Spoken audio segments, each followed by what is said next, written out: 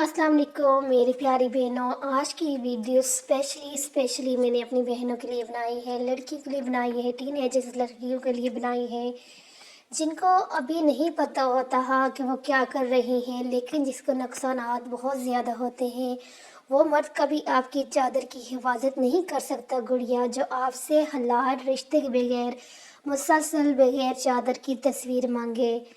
देखें, आजकल बहुत ज़्यादा ये इशू चल रहा है, बहुत ज़्यादा ये मसले चल रहे हैं कि बच्चियों की वीडियोस लीक हो रही हैं, उनकी तस्वीरें लीक हो रही हैं। देखें, पहली बात तो ये है कि आप इस तरह की अपनी वीडियोस, अपने इस तरह की तस्वीरें बनाएं ही क्यों? किसके लिए बनाएं? क्यों बनाएं?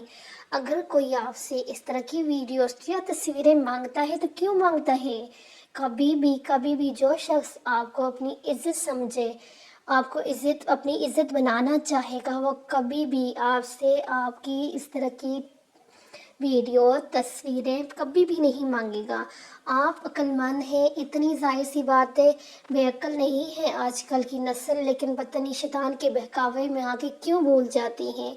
देखिए, जो भी आपको अपनी इज़्ज़त बनाना चाहेगा, वो कभी भी आपसे इस तरह की डिमांड नहीं करेगा कि भाई आप तो मुझे इस तरह की वीडियोस भेजो, इस तरह की तस्वीरें भेजो।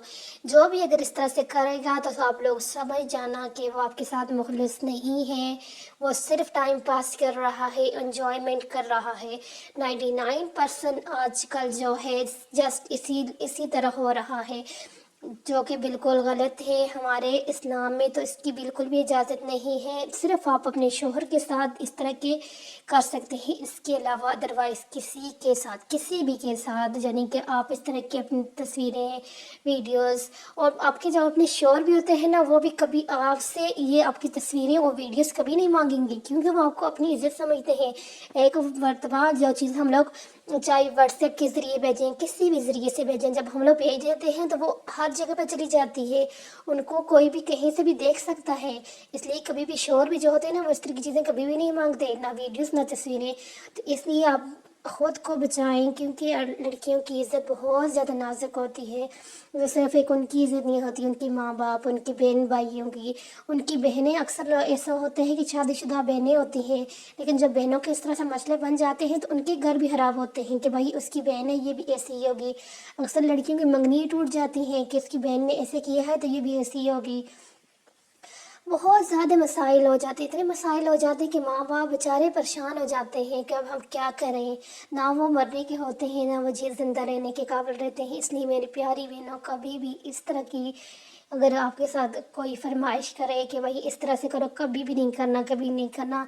जो आपके माँ साथ मुखलिस होगा, वो मुखलिस तरीके से, शरई तरीके के साथ आपसे रिश्ता बनाएगा, यानी कि जिस तरह निकाह के बगैर आप, यानी कि किसी भी कभी भी इत्मीनान नहीं करना, क्योंकि ये आपकी अपनी गलती होती है और आप इस टाइम समझते नहीं हैं। आपको लगता है कि नहीं, वो फ़लाँ तो मेरे साथ बड़ा मुखलिस है। कोई भी मुखलिस नहीं होता। अगर कोई मुखलिस होगा तो वो डायरेक्टली आपसे रिश्ता जोड़ेगा, आपसे निकाह करेगा। निकाह से पहले इस तरह की कुछ भी ना करें, क्योंकि आपकी इज़्ज़त सिर्फ आपकी नहीं है, आपकी माँ बाप, बहन भाई, ये सब की इज़्ज़त आपसे जुड़ी होती है। और एक मरतबा लड़की के किरदार पे अगर दाग लग जाए ना, तो वो मरते दम तक कफन पे भी वो दाग रहते हैं। फिर भी लोग याद करते हैं कि फ़लाँ की बेटी इस तरह से है थी। औरत की मैयत को नामहरम मर्द नहीं देख सकता, तो ज़िंदा औरत किस जवाज़ के तहत अपनी नमाज करती फिरती है? बात कड़वी ज़रूर है, मगर काबिल गौर है।